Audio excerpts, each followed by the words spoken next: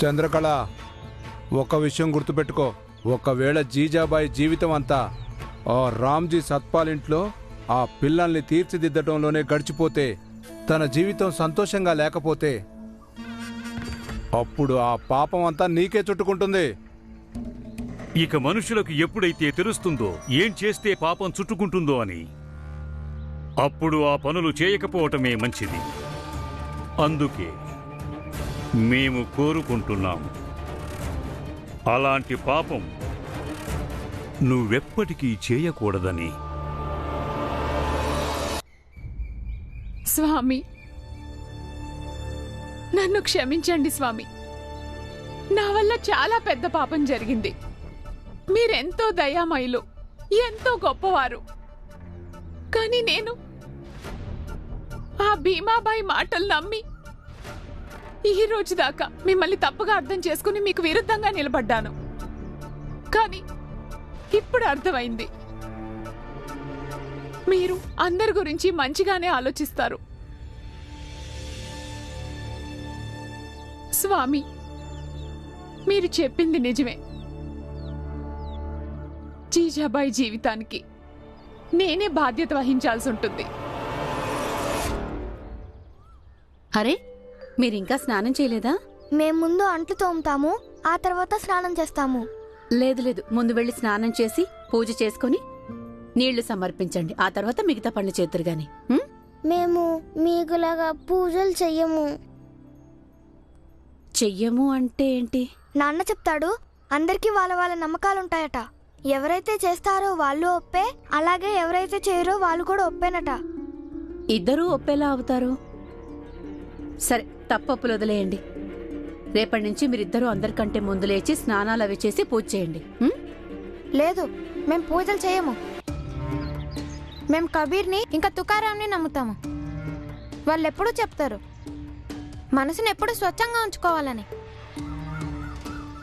దేవుడు మనిషి లోపలే ఉంటాడని. అందుకే మానవ సేవే మాధవ సేవ అన్నారు.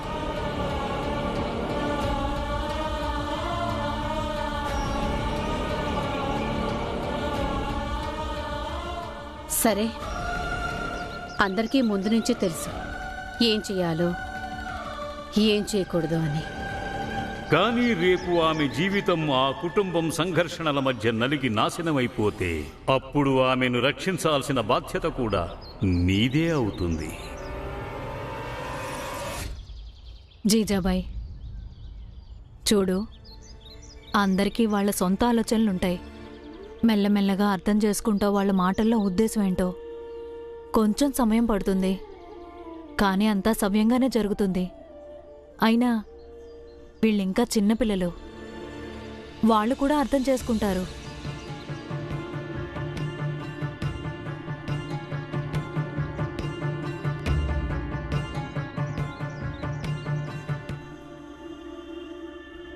నిజమే అక్క, వాళ్ళు చిన్నపిల్లలు. ఇక పిల్లలకి మంచి చెడు నేర్పించడానికేగా నాలాంటి నీలాంటి పెద్దవాళ్ళున్నది. అక్క, ఒక్క విషయం తెలుసుకో, ఈ పిల్లలందరూ ఎంత తొందరగా జీజాబాయిని తమ తల్లిగా ఒప్పుకుంటారో అంత తొందరగా నువ్వు ఆమెకి ఒక కోడలి హోదా ఇస్తావు. నేను ఇలా అనడం లేదు నువ్వు ఆమెకి కోడలి హోదా ఇవ్వలేదని.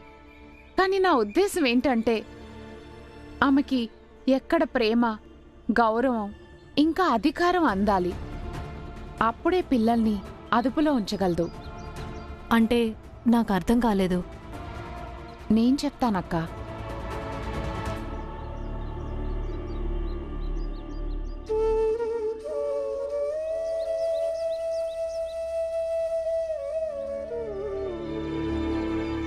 ఏ అబ్బాయి, చంప ఎక్కడా? నేనెవరికి కనపడకుండా వెళ్ళిపోతాను భీమ్, ఎవరికి కూడా.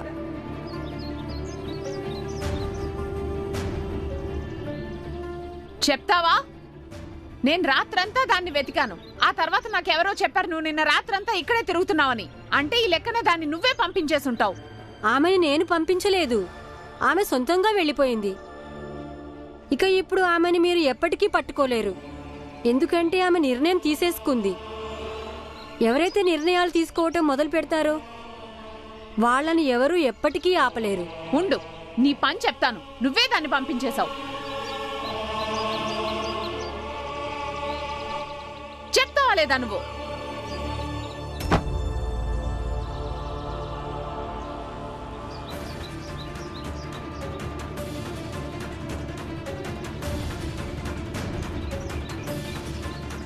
భీమ్ తండ్రి ఇంకా బతికే ఉన్నాడు. నేను బతికుండగా నా పిల్లల మీద ఎవరు చెయ్యి వేయలేరు.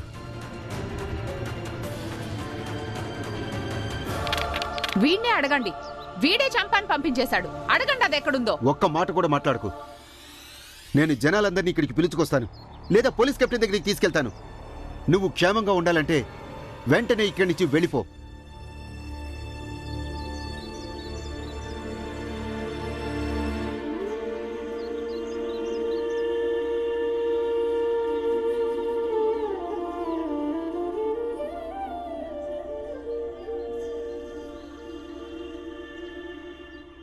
బాబు భీమ్, నీకప్పుడు 3.5-4 సంవత్సరాలు ఉండుంటాయి. ఇలాగే ఏదో విషయం గురించి మొండికేస్తున్నావు. అప్పుడు మీ అమ్మ నిన్ను తన చేతుల్లోకి తీసుకొని ఇంటి బయట ఉన్న చెట్టు కింద కూర్చోబెట్టింది. నువ్వు రాత్రంతా అక్కడే కూర్చునున్నావు, ఏడుస్తూనే ఉన్నావు. ఆ తర్వాత 2 రోజుల దాకా అమ్మ అలా చేసినందుకు అలిగావు. అమ్మ నిన్ను ఇంటి బయట చెట్టు కింద వదిలేసి తనొచ్చి హాయిగా నిద్రపోయిందని. నాన్న, అప్పుడు నేను చాలా చిన్నోడిని, అందుకే అర్థం చేసుకోలేకపోయాను. ఆ రాత్రి అమ్మ కూడా నిద్రపోయి ఉండదని. పాపం బాగా ఏడ్చి ఉంటుంది కూడా. అవును, తను రాత్రంతా ఏడుస్తూనే ఉంది. ఇక ఇంతకాలం తర్వాత నా పరిస్థితి కూడా అలాంటిదే. నిన్న నువ్వు ఇంటికి రాలేదు. చూడు బాబు, ఇప్పుడు నువ్వు పెద్దవాడివయ్యావు, జ్ఞానవంతుడివయ్యావు. అందుకని నువ్వు ఈ విషయం అర్థం చేసుకోవటం అంత కష్టం కాదు. నువ్విలా ఇంటికి రాకుండా ఉంటే అప్పుడు మీ నాన్న మనసు ఎంత బాధపడుతుంది. పద బాబు, ఇంటికి పద.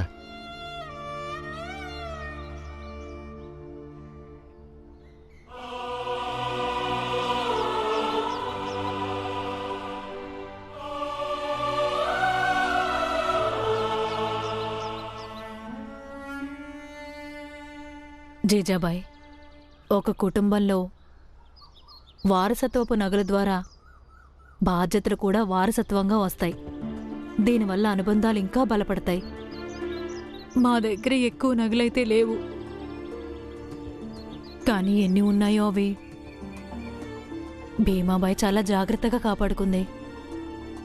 ఇవన్నీ తనవే, కానీ ఈ రోజు నుంచి ఇవన్నీ నీవి.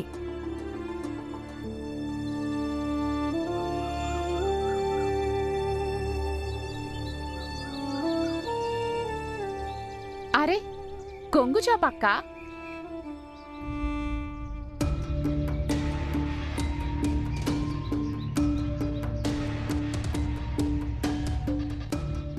ఆశీర్వాదం అనుకుని తన కొంగులోనే వెయ్యక్క.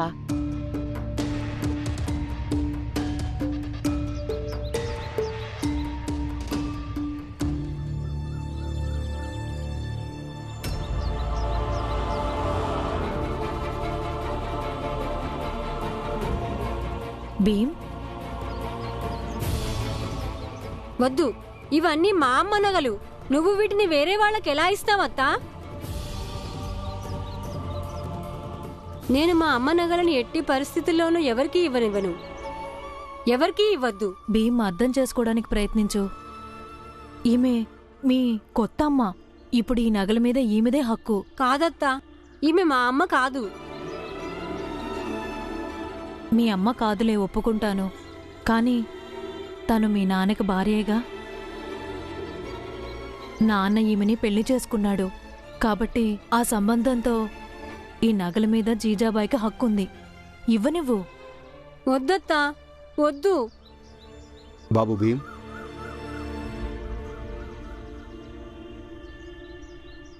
ఈ నగలు నువ్వేం చేసుకుంటావు? నా ఇష్టం, నేను ఏమైనా చేసుకుంటాను.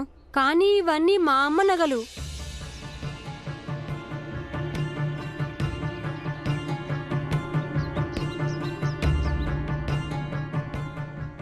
భీమ్ చెప్పింది నిజమే. ఈ నగలు భీమ్కిచ్చేయండి.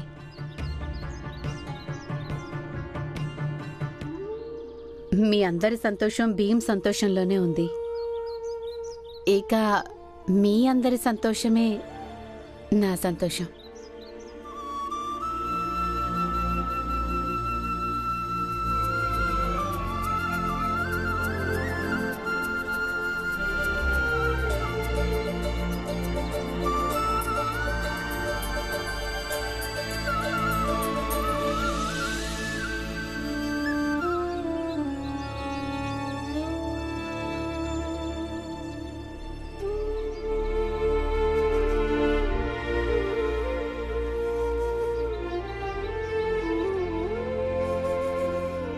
అన్నయ్య, భీమ్కి నువ్వు నచ్చ చెప్పాలి.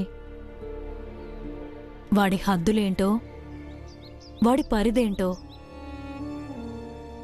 ఇంకా ఎవరితోటి ఎలా ప్రవర్తించాలో అన్నీ.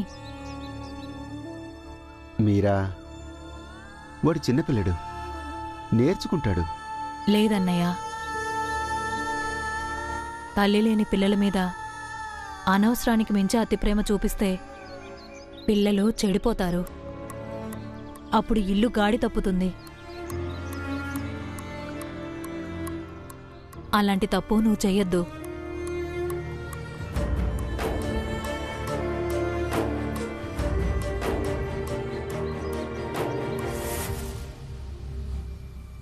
ఇలా అయితే నువ్వు అన్నీ పోగొట్టుకుంటావు. చివరికి నీ చేతిలో ఏమీ మిగలదు. కుటుంబం కానీ, పిల్లలు కానీ, భర్త కానీ, ఇంకా నగలు కూడా. అసలు ఇలా ఎవరు చేస్తారు? స్వయంగా నీ చేతులతో నీ హక్కుని ఇంటికి చిన్న కొడుకు చేతిలో పెట్టావు. జీజాబాయ్, నీకసలు అర్థం కావడం లేదు. ఆ ఇంట్లో నీ స్థానాన్ని నువ్వే ఏర్పరచుకోవాల్సి ఉంటుంది. నేను ఆశపర్రాల్ని కాదు. ఆ నగలు నీ దగ్గరే ఉంచుకో. నేను తీసుకెళ్లి నా దగ్గరేం పెట్టుకోను. కానీ నాకు నీ గురించి దిగులుగా ఉంది. అందుకే చెప్తున్నాను. సరే, అర్థం చేసుకున్నాను వదినా. నువ్వే అర్థం చేసుకోవడం లేదు. నేనక్కడ ఏమీ మాట్లాడలేను. మర్యాదగా ఉంటుందా చెప్పు? నేను భీమ్ ముందు నగల కోసం పోట్లాడితే బావుంటుందా? నా భర్త ఇంకా కుటుంబం ముందు నేను దురాశపర్రాలిని అయిపోతాను. అయినా ఆ నగలు నాకే దక్కుతాయి వదినా. నువ్వు చూస్తూ ఉండు. భీమ్ స్వయంగా నాకు తెచ్చిస్తాడు. అరే, వాడు భీమ్రావ్. ఊరందరికీ తెలుసు ఆ భీమ్రావ్ ఎంత మొండివాడనేది. వాడేదైనా ఒక్కసారి అనుకున్నాడంటే ఇంక వదిలిపెట్టడు. నీకు తెలుసా వదినా, నేను ఆ రామ్జీని ఎందుకు పెళ్లి చేసుకున్నాను? ఎందుకంటే రామ్జీ చాలా మంచి మనిషి అనిపించాడు నాకు. ఒక మంచి మనిషితోటి రెండోసారి జీవితాన్ని ప్రారంభించటం నాకు మంచిది అనిపించింది. అలా అని దాని అర్థం ఇది కాదు. ఆ ఇంట్లో నేను వెన్నెముక లేకుండా ఉంటానని. ప్రతి వాళ్ళొచ్చి నా మీద వాళ్ళ ఇష్టాలు రుద్దేస్తే నేను వాటన్నిటినీ భరిస్తూ స్వీకరిస్తూ బతికేస్తాననుకుంటున్నావా? భీమైనా వాడి బాబైనా నాకు ఎలాంటి తేడా ఉండదు వదినా. ఆ తేడా ఉండకూడదు కూడా. ఎందుకంటే ఆ ఇంట్లో ఉన్న ఒకే ఒక అడ్డంకి ఆ భీమ్రావే. ఇక ముందు కూడా ఎవరైనా అడ్డంకి అవుతారంటే అది కేవలం భీమ్రావ్ మాత్రమే.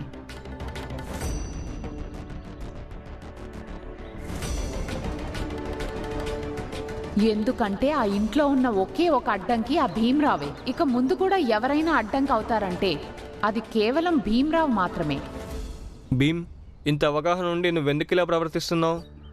లేదు బాలా అన్నయ్య, ఈ నగలు నేను ఎవరికీ ఇవ్వను. భీమ్ నగలు ఎవరికి ఇవ్వద్దులే. కానీ నువ్వు ముందెప్పుడు ఇలా లేవుగా.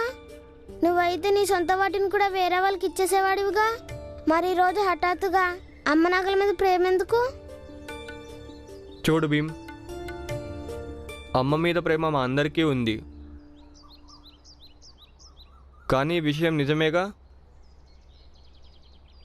ఇప్పుడు మన అమ్మ లేదు. ఇంకా నాన్న ఎవరినైతే రెండో పెళ్లి చేసుకున్నాడో ఆమె మనకి సవతి తల్లి.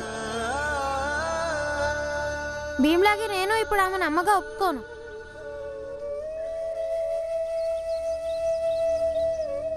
ఆమె మీ అందరికి అమ్మ అవ్వచ్చు,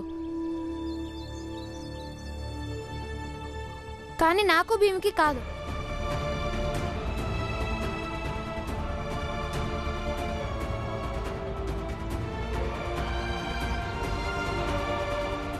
ఇప్పుడు నేను చూస్తాను ఈ నగలన్నీ భీమ్ దగ్గర లాక్కొని ఆమెకు ఎలా ఇస్తారో.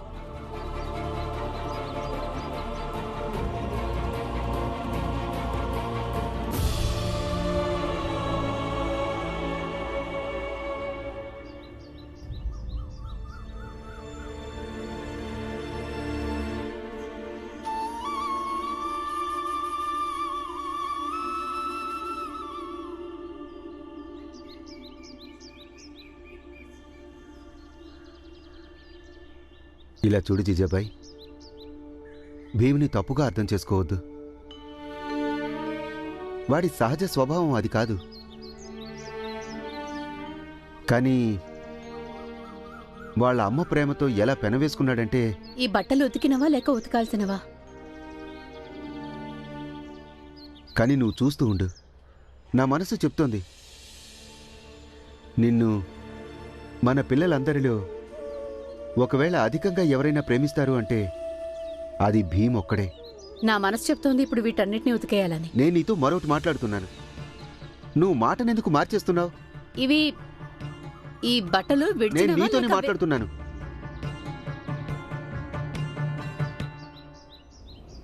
కానీ నేను వినదలుచుకోలేదు. ఇప్పుడు ఏం మాట్లాడతారు మీరు? నిన్న రాత్రే మీరు అన్ని విషయాలు స్పష్టంగా సూటిగా చెప్పేశారు. ఏది ఎలా ఉండాలో అలాగే స్వీకరించాల్సి ఉంటుందని. మళ్ళీ ఇప్పుడొచ్చి చెప్తున్నారు భీమ్రావు మంచివాడు, దయామయుడు అని. నమ్ముతున్నాను నేను. నమ్మడం తప్ప ఇంకేం మిగిలింది నాకు?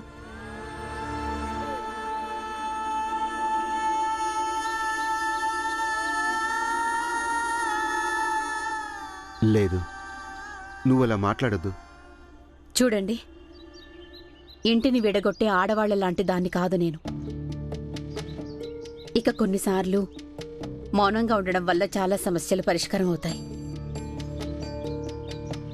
విషయం కేవలం నగల గురించి మాత్రమే కాదు. మామూలుగా ఒక పెళ్లికాని అమ్మాయికి పెళ్ళైతే అప్పుడు ఆ అమ్మాయికి తన భర్త ఇంకా నగలు రెండు చాలా ప్రియమైనవవుతాయి. కానీ ఎప్పుడైతే ఒక విధవరాలికి పెళ్ళవుతుందో ఆమెకి ఇక అన్నింటికంటే తన భర్తే ముఖ్యమైపోతాడు. ఈ నగలు మట్టితో సమానం. వెళ్ళండి, మీరు బయటికెళ్ళండి. నేను మనందరికీ టీ ఇంకా భీమ్ కోసం పాలు కలిపి తీసుకొస్తాను. ఇంకా దయచేసి ఏది ఎలా ఉందో అలాగే ఉండనివ్వండి. వదిన కూడా చెప్తుంది సమయం గడిచే కొద్దీ అన్నీ చక్కబడిపోతాయని. మీరు భీమ్నేమైనా అనడం నాకు అస్సలు ఇష్టం లేదు, అర్థం చేసుకోండి.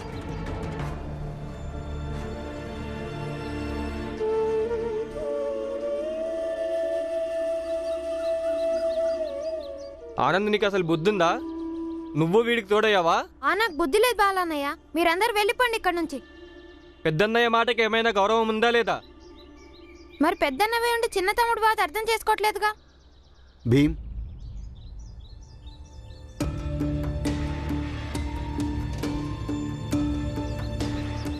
ఈ నగలన్నీ ఇప్పుడంటే ఇప్పుడే జీజాబాయికి ఇవ్వను నాన్నా. భీమ్, నేను ఆజ్ఞాపిస్తున్నాను. ఒక తండ్రి తన కొడుకుని ఆదేశిస్తున్నాడు. లే.